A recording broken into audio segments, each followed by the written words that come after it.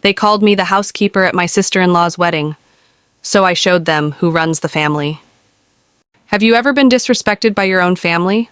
How did you deal with it? Drop your experience in the comments. I really want to hear it.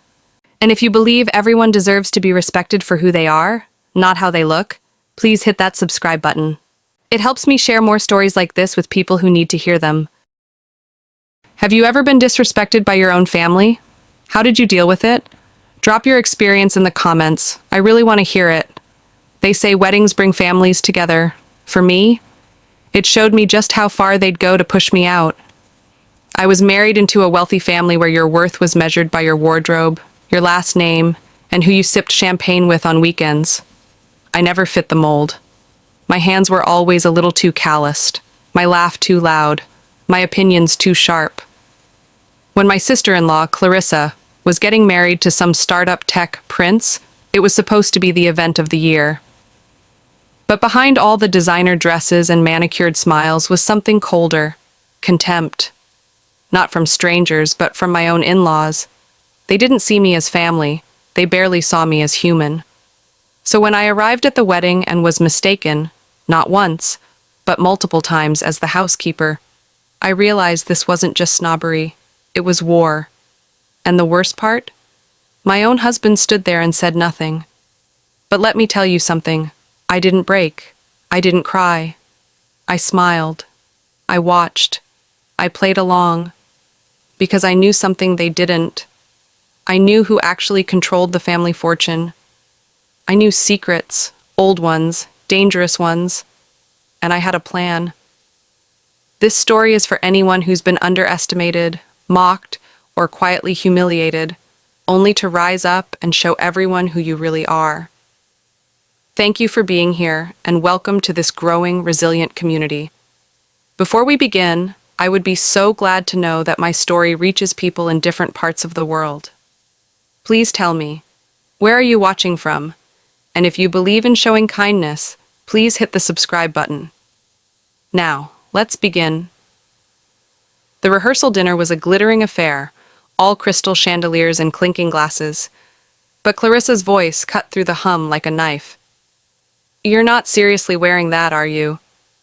Her eyes raked over my dress, a simple navy number I'd spent weeks choosing.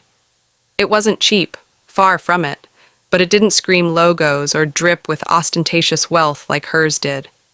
Her lips curled, and the table around us went quiet. A few cousins smirked, their gazes darting to me, then away. I forced a smile, my fingers tightening around my wine glass. "It's comfortable," I said, my voice steady despite the heat creeping up my neck. "Thought I'd save the spotlight for the bride." Clarissa laughed, a sharp, brittle sound. "Oh, darling, you're never in the spotlight." She turned to her fiancé, Ethan, who was too busy scrolling his phone to notice. The rest of the table resumed their chatter, but I caught the glances, the whispers, the way Matthew's mother leaned toward her sister, murmuring something that made them both chuckle. Later, as the waiters cleared plates, Matthew pulled me into a dimly lit hallway. His tie was loosened, his face apologetic, but tired. "Just ignore her," he said, his hand grazing my arm. "Clarissa's stressed. Weddings, you know?"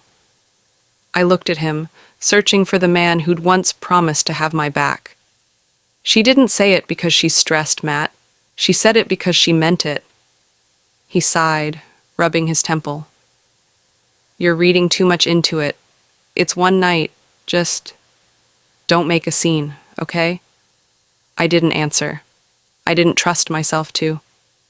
Instead, I walked back to the dining room, my heels clicking against the marble floor, and took my seat. The rest of the night, I smiled. I laughed at the right moments.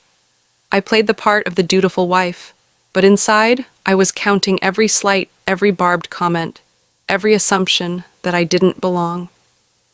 The next morning, I arrived at the venue at dawn, as requested. The estate was a sprawling masterpiece of ivy-covered stone and manicured lawns, the kind of place that screamed old money. I'd been asked to help out with setup. Vague instructions from Clarissa's mother, Diane, delivered with a tight smile. I didn't mind. I was used to their games by now. But when I stepped into the grand hall, Diane was waiting, her designer heels tapping impatiently. She thrust a feather duster into my hands before I could even set my purse down. "You're good with chores, right?" she said, her tone dripping with amusement. She didn't wait for an answer, just turned to bark orders at a florist struggling with a centerpiece. I stared at the duster, my fingers curling around the handle. For a moment I imagined confronting her, tossing it at her feet, telling her exactly what I thought of her and her precious daughter. But I didn't.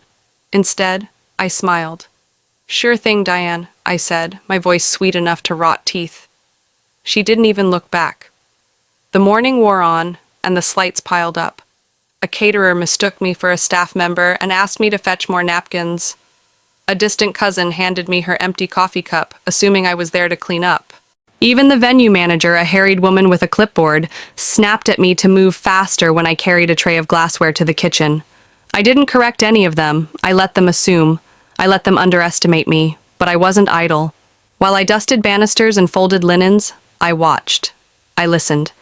I noticed the way Ethan's business partner kept checking his phone, his face tightening every time a new message came through. I overheard Diane arguing with the planner about the budget, her voice low and urgent. "We can't let anyone know we're stretched thin," she hissed. I tucked that away, filing it alongside everything else I'd learned about this family over the years, because I knew something they didn't.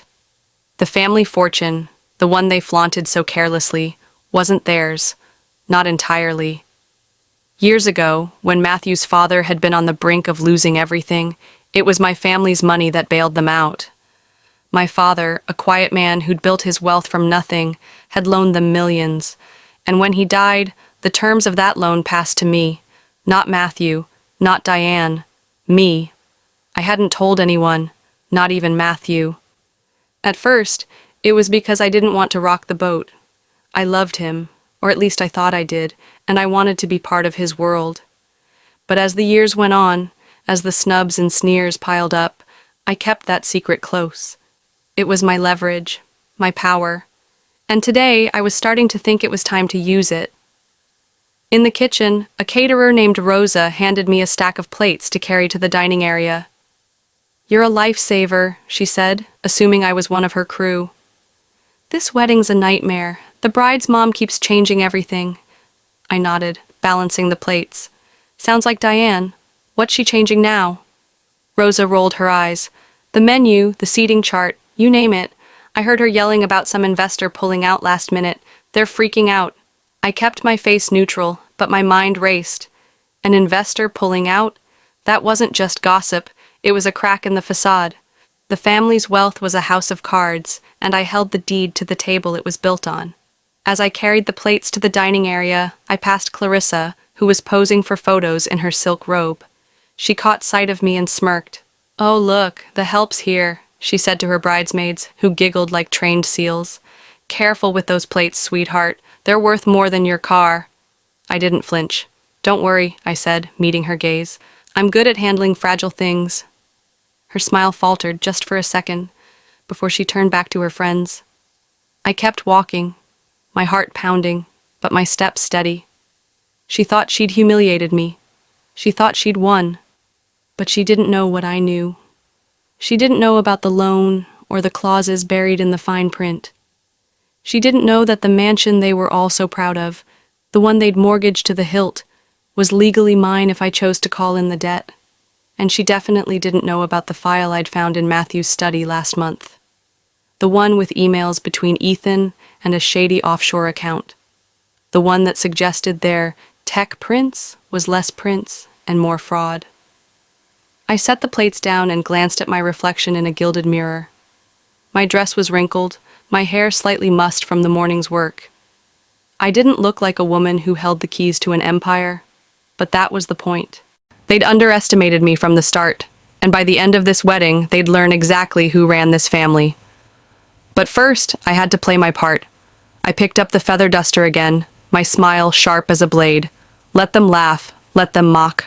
I had time, I had secrets, and I had a plan that would make them all choke on their champagne. I set the feather duster down, my hands steady despite the pulse hammering in my throat. The dining hall buzzed with arriving guests. their laughter and clinking glasses a perfect cover. Clarissa's taunts still echoed in my mind, but I pushed them aside. I had work to do. Slipping through a side door, I moved quickly, my flat silent on the polished floors. The groom's dressing room was down a quiet corridor, far from the chaos of the wedding party. I didn't have much time. The door was unlocked, careless, but not surprising. Ethan's jacket hung on a chair, his cologne lingering in the air. My eyes scanned the room, landing on a leather folder tucked under a stack of cufflinks. Heart pounding, I opened it. There it was. The prenup Clarissa's father had forced him to sign. I pulled out my phone, my fingers trembling as I snapped a photo of the key page. Clause C. In the event of proven infidelity or hidden debt, the inheritance is revoked. I closed the folder, my breath shallow. I didn't need to read it again. I already had the receipts. Screenshots of Ethan's late-night emails to an offshore account, arranging shady transfers. A burner phone I'd found in his car 2 months ago, filled with texts to someone named Lila. Definitely not Clarissa. I'd kept it all hidden, waiting for the right moment. This was it. As I slipped my phone back into my pocket, the door creaked. I froze. Matthew stood there, his brow furrowed. "What are you doing in here?" His voice was low, suspicious. I forced a smile, my mind racing. "Lost an earring," I lied, brushing past him. "Thought it might have fallen in here during setup." He didn't move, his eyes searching mine. "You've been acting strange all day.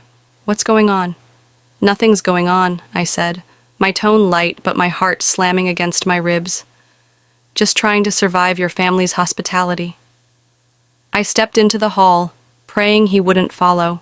He didn't, but his gaze burned into my back as I walked away. Back in the main hall, the wedding was in full swing. Clarissa glided through the crowd, her smile radiant, oblivious to the storm I was about to unleash. I clutched my phone, the photo of the prenup a ticking bomb in my pocket. Ethan was at the bar, laughing too loudly, his tie already loose. I caught his eye, and for a split second, he faltered. Did he know I'd been in his room? Did he suspect I knew his secrets? I didn't confront him, not yet. Instead, I moved through the crowd, my smile as polished as theirs. Diane was whispering to a guest, her face tight. The caterer's words about a pulled investor flashed in my mind. Their empire was crumbling, and I held the match to burn it down.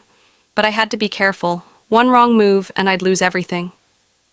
I melted back into the crowd, my phone still warm from the photo I'd taken in Ethan's dressing room.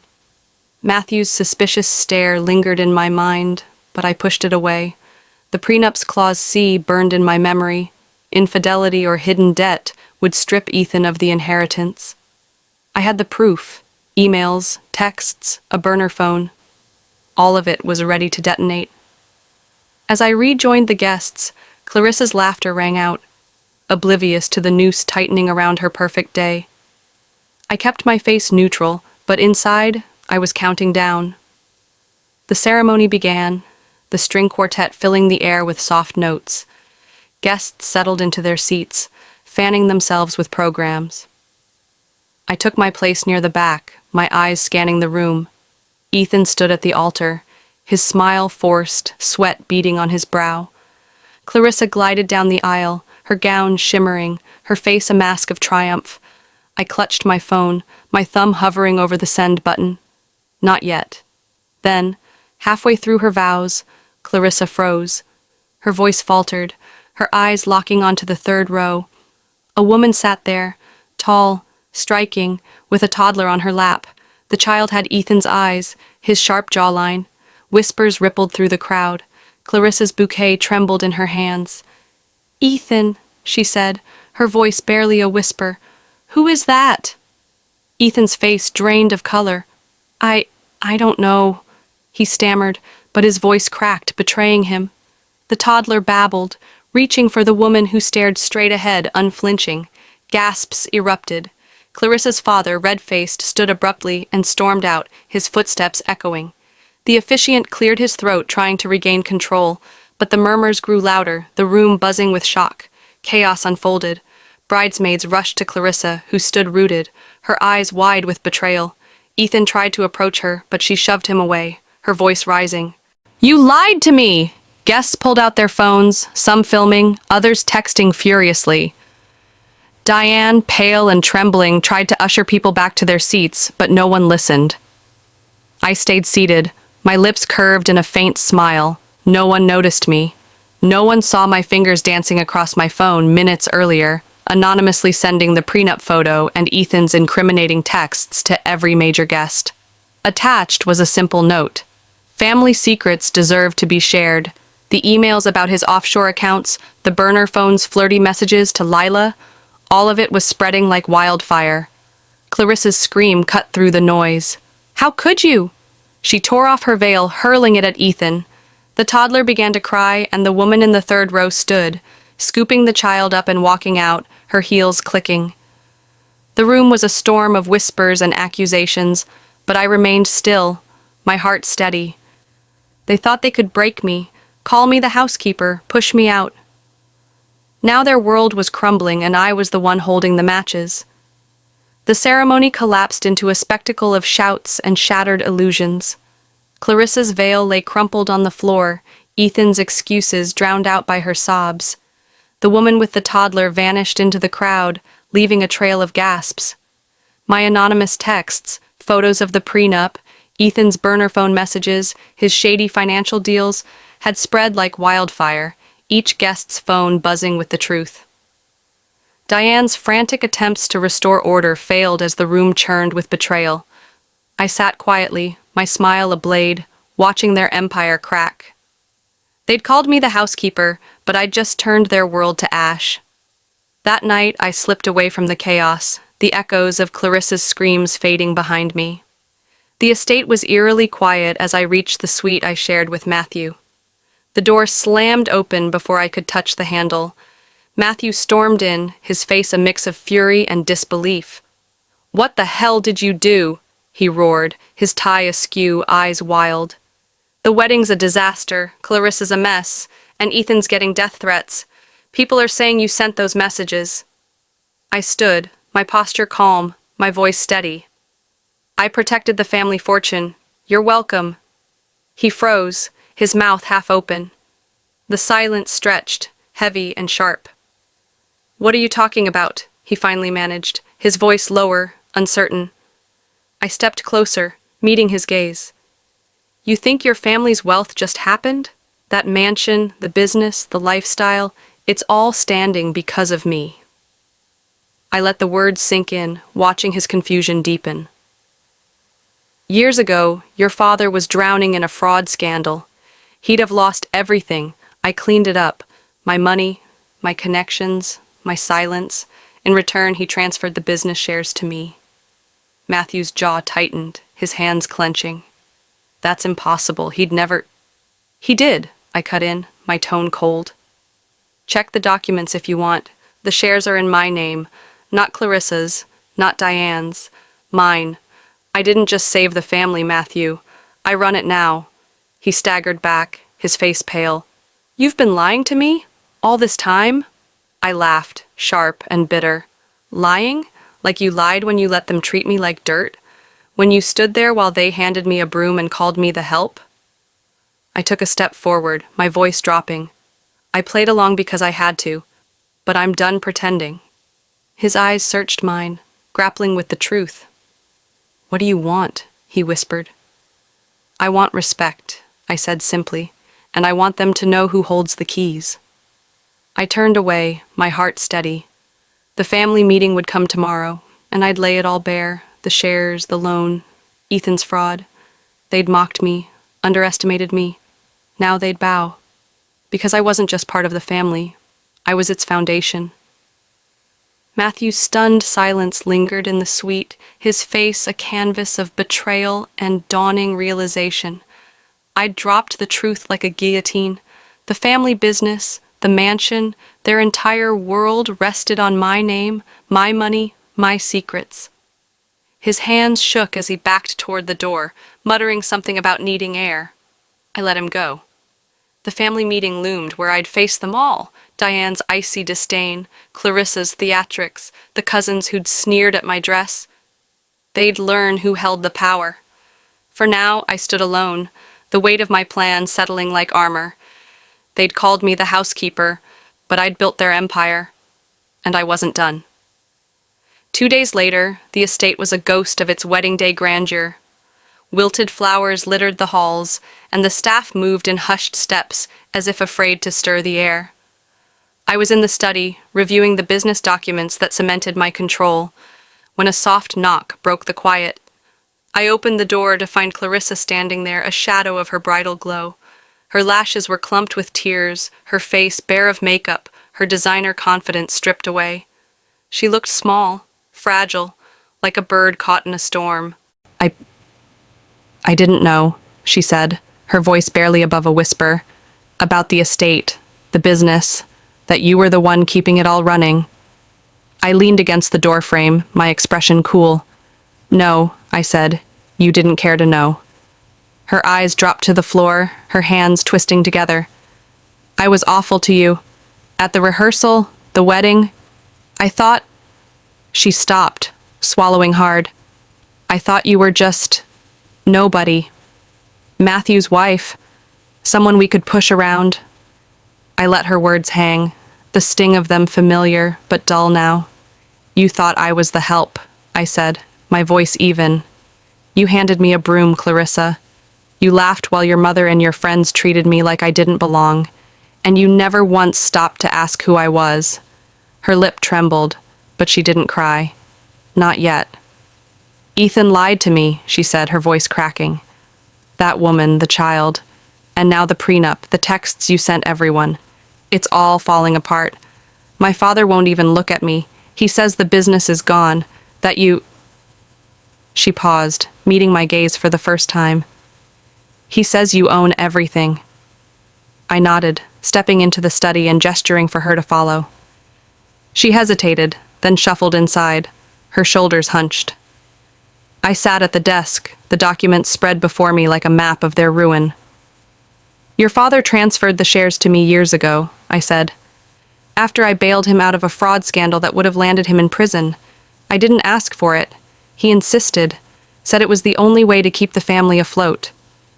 Clarissa's eyes widened, her breath catching. Why didn't you tell us? Why? I laughed, the sound sharp. So you could mock me more? So Diane could call me a gold digger instead of a housekeeper? I kept quiet because I wanted to be part of this family, not its savior. But you all made it clear I'd never be enough. She flinched, her hands gripping the edge of a chair. So, are you going to destroy us? Her voice was small, almost childlike. Take the estate, the business, everything? I smiled, slow and deliberate. No need. You did that yourselves. I leaned forward, my eyes locked on hers. Ethan's lies, your family's debts, the way you've burned every bridge with your arrogance. It's all crashing down. I don't have to lift a finger. Her face crumpled, a sob escaping. I'm sorry, she whispered. I didn't know what you'd done for us. I didn't know you were... this. Powerful? I supplied, my tone dry. You didn't need to know, Clarissa. You just needed to treat me like a person. She nodded, tears spilling now, but I felt no pity. Her apology was too late, a bandage on a wound long scarred.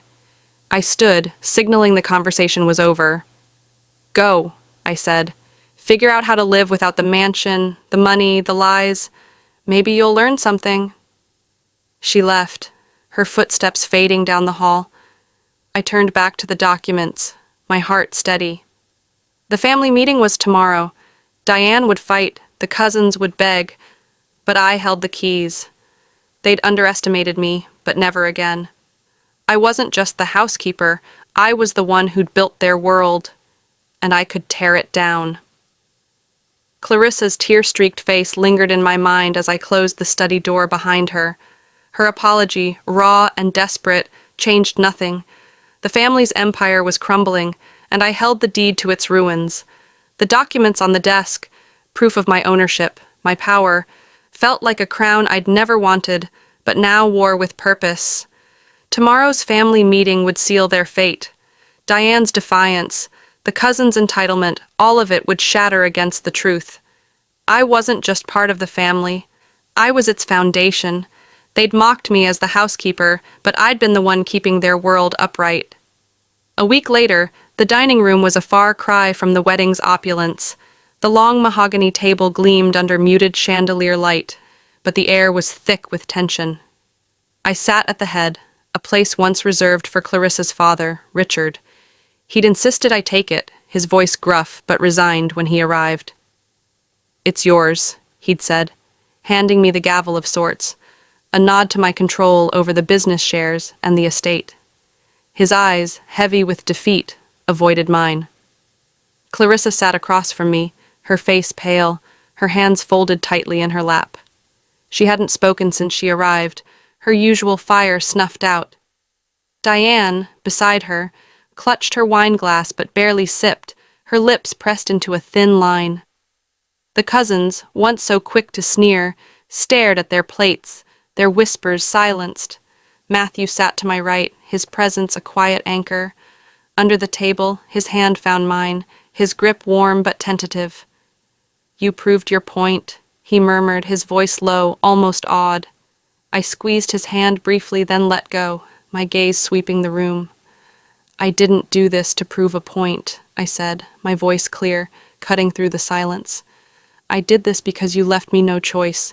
You mocked me, dismissed me, treated me like I was beneath you.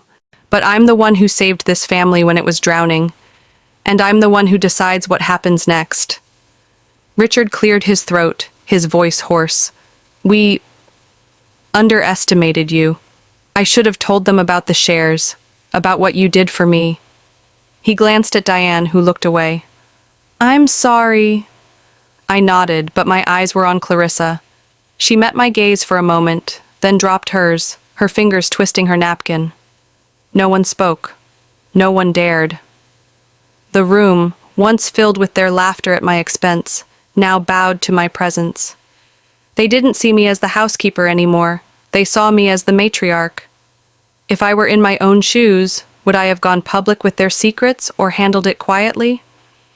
The question lingered as I watched them squirm. I chose fire, letting their lies burn in front of everyone. But what would you have done? Be honest. Would you have exposed them or kept it silent? Drop your thoughts in the comments. I'm curious. Never underestimate the quiet ones. The ones they try to humiliate often hold every thread. They called me the housekeeper, but I showed them who runs the family. Would you have kept their secrets or let them burn like I did? Let's talk about it below. If you loved this story's drama, twists, and power plays, subscribe for more. Thank you for being part of this incredible community. Until next time.